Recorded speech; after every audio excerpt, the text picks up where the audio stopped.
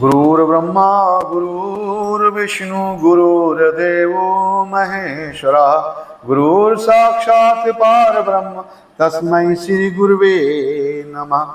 श्री विश्व गुरु भात मिशन में आप सभी दोस्तों का हार्दिक स्वागत एवं अभिनंदन है। आपसे निवेदन है कि इस चैनल को लाइक और सब्सक्राइब कर दीजिए ताकि श्री हनुमंत कथा का आप आनंद उठा सकें। आइए श्री हनुमंत कथा का दूसरा भाग ब्रह्म ऋषियों द्वारा श्राप और वरदान।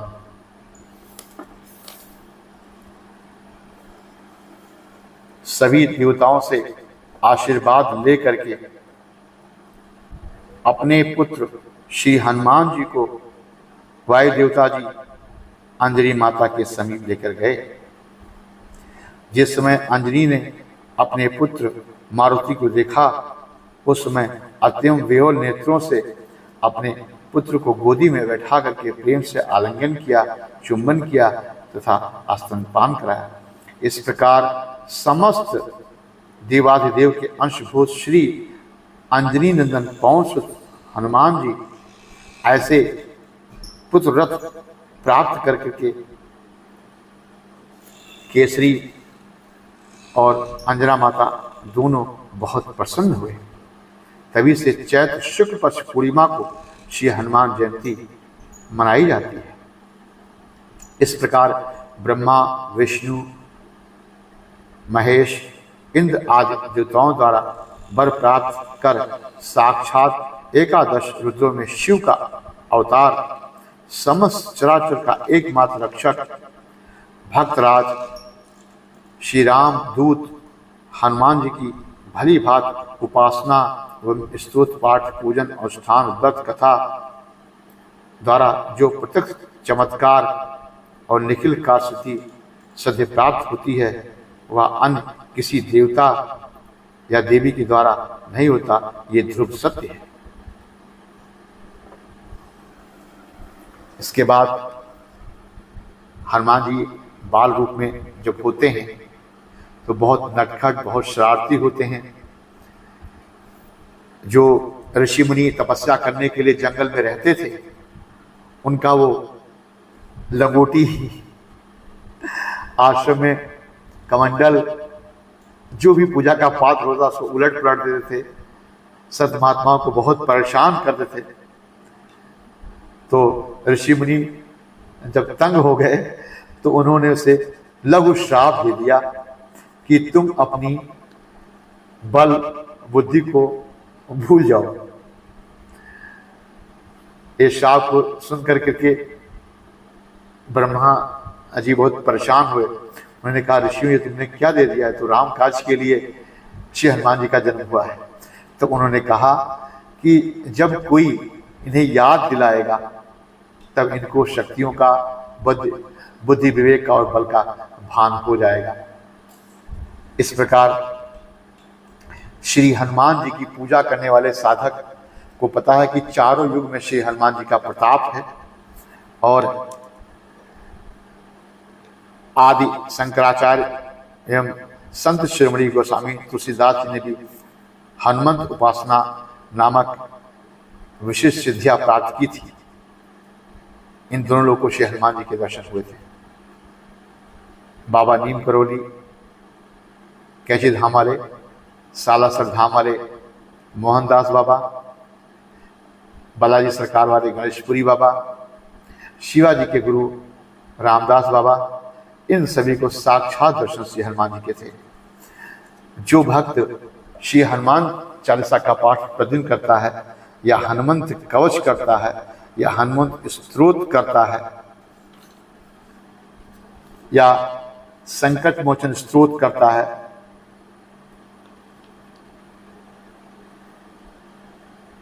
हनुमान जी बजरंग बाण या हनुमान जी की उपासना से संबंधित हनुमान साटिका, हनुमान लहरी, हनुमान बाहु आरती जो भी भक्त करता है श्री हनुमान जी की कृपा उन पर होती है।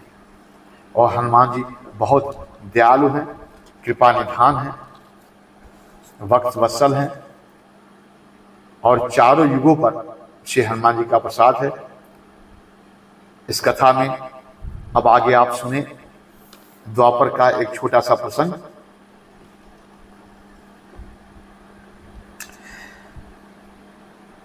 द्वापर में एक बार अर्जुन ने अपने बाणों से समुद्र पर सेतु पुल बांधकर हनुमान जी से कहा, तुम्हारे राम ऐसा क्यों नहीं कर सके? उनको सबकी सहायता से पत्थर पर क्यों बनाना पड़ा? अपने बाणों की सैया से उन्होंने पुल क्यों नहीं बना दिया? तब श्री हनुमान जी क्षुभित हो सेतु पर कूदे। देखा अर्जुन के बाणों से बना हुआ सेतु पुल का कुछ भाग डगमगा गया, हिल गया। जब त्रिलोकी का भाग लेकर के श्री हनुमान जी गिरे उस पर, तो नीचे से, पुल के नीचे से रक्त की धारा बहने लगी। इस पर जब भक्त वत्सल श्री हनुमान जी ने देखा तो देखा भगवान कृष्ण कछुआ बनकर के नीचे बैठे हुए हैं।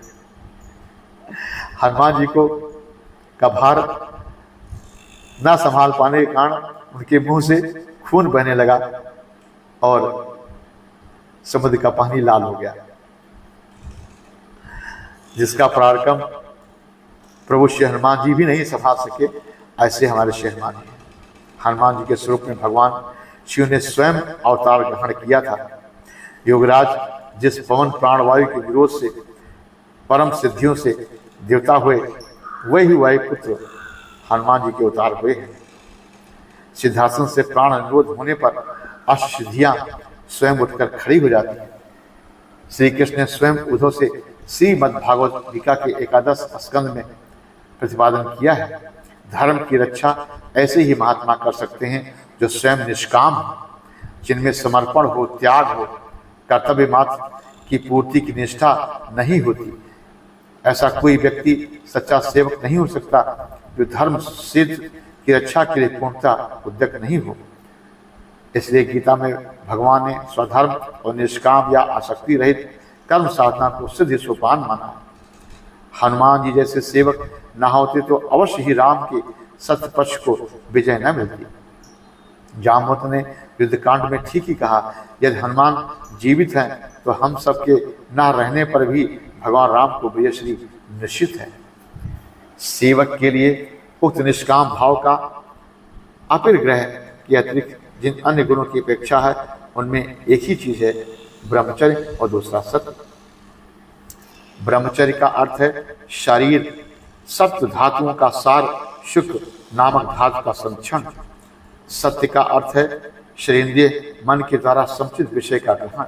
हनुमान जी इन दोनों के आदर्श। उनका शरीर अखंड ब्रह्मचर्य के लिए प्रसिद्ध है और उनके बल की कोई सीमा नहीं है। इसलिए उन्हें शरीर में वज्रांग बरहसन कहा जाता है या बजरंग बली कहते हैं। सत्य के लिए श्री हनुमान जी का चरित्र अद्वितीय है।